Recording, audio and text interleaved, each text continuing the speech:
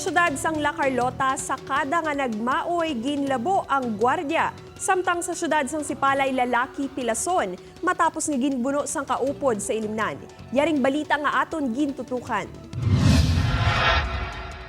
Ospital ang gitupan sang 30 anyos nga si Gerard Francisco sang Tibiao Antique matapos ginlabo ang gwardya kag magbato sa nagresponde nga pulis.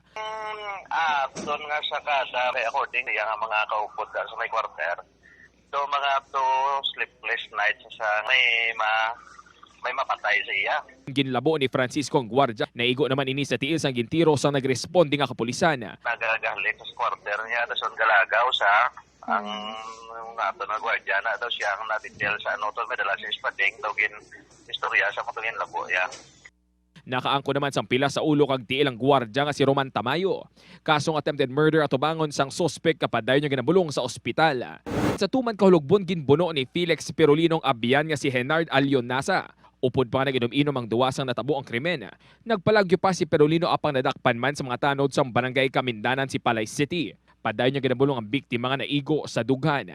Upod kay Reynald Castillo, John Sala, One Western Visayas.